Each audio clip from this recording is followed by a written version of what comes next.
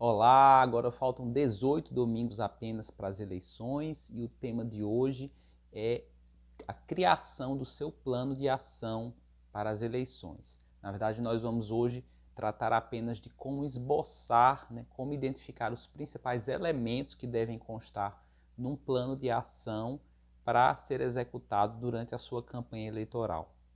E aí você deve estar se perguntando, eu ainda nem tenho a garantia de que vou me candidatar, ainda não ocorreram as convenções partidárias, os candidatos não foram oficialmente apresentados, a campanha eleitoral em si só tem início em 16 de agosto. Então, qual a razão de se preparar agora um plano de ação? A razão é muito simples, Como nós iremos ver, são muitos elementos a serem pensados, a serem pesquisados e que devem constar no seu plano de ação, no intuito de que você, durante a campanha eleitoral, que vai durar apenas 45 dias, ou seja, de 16 de agosto até 1 ou 2 de outubro, dia da eleição, nesse período de 45 dias, você praticamente só vai poder executar o plano de ação. Serão 45 dias dos mais intensos que você já teve na sua vida. Então, se você aguardar até o período das convenções partidárias, até ser oficializado como um candidato, para aí sim começar a pensar em certos aspectos da sua campanha eleitoral, nos 45 dias, isso já vai estar muito tarde. Na verdade, talvez você tenha até problemas até de logística para conseguir onde preparar certos materiais para a sua campanha e assim por diante. Então você vai acabar perdendo um tempo muito precioso com o planejamento da sua campanha, numa etapa que é voltada apenas para execução, tá bem? Então essa é a grande razão de se já começar a fazer desde já um plano de ação para a sua campanha eleitoral, para que os 45 dias da campanha sejam dedicados exclusivamente à execução desse plano. Você terá dificuldade até de pensar em coisas novas, porque a intensidade, como eu falei, será muito grande. Então, nós vamos dedicar muito mais dias, ao detalhamento desse plano de ação, a pontos que estão incluídos nesse plano de ação, mas eu gostaria de pincelar aqui alguns pontos, pontos-chave, que vão ser objetos do nosso estudo nos domingos seguintes. O primeiro deles é o público-alvo.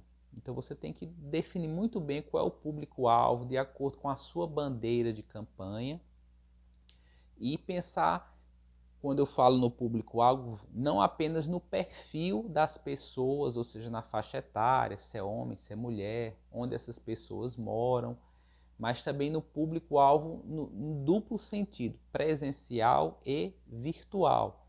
Então, em diversos momentos aqui da nossa conversa sobre o plano de ação, sobre a estratégia da sua campanha, nós iremos tratar desse aspecto, de que hoje a campanha ela se dá nesses dois mundos, no mundo virtual e no mundo presencial, sendo que você não pode negligenciar nenhum desses mundos, tá bem?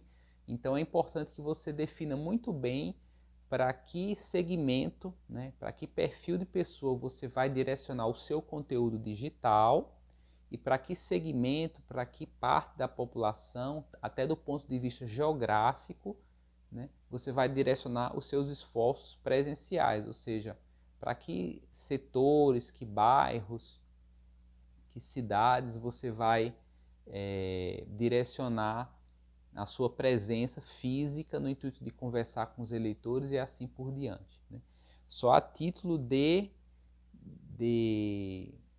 informação, especialistas, pessoas que já acompanham campanhas políticas há muito tempo, eles têm um número de referência de que você deve interagir mais ou menos de 5, 6, 7 vezes, interagir com 5, 6 ou 7 vezes o número de pessoas necessárias para garantir a sua votação. Então, digamos que para o cargo que você está pleiteando, é exigida uma votação de 50 mil pessoas. Então, é necessário que você tenha aí algo em torno de um alcance de umas 300 mil pessoas. E aí você vai pensar, eu vou apertar a mão de 300 mil pessoas? Provavelmente não, né? Algumas milhares de pessoas sim, mas com essa questão da internet, do boca a boca, de todas as formas de se chegar, de se estar conectado direto ou indiretamente com alguém, você vai traçar uma estratégia para acabar chegando aí, ter algum contato mínimo, o que se chama de um alcance de até aí 300 mil pessoas. Ah, e se você pode estar pensando, e se eu não tiver recursos para impulsionar o material ou para me deslocar, mas você vai mesmo assim fazer esse planejamento e aí na fase de execução você vai executar com os recursos que tiver. Vai haver uma etapa de priorização, né, dentro do seu plano de ação e você vai executar naturalmente em cima daquilo que for mais prioritário. Mas é importante sim que você tenha esse planejamento referente ao público, ao seu público-alvo. O outro ponto é o orçamento. Então, historicamente, as campanhas eleitorais têm ficado menos custosas, né? Mais baratas, digamos assim, mas mesmo assim elas requerem um gasto razoável para que se consiga atingir minimamente o seu objetivo de divulgar as ideias, né, de conseguir votos, conseguir apoiadores e assim por diante.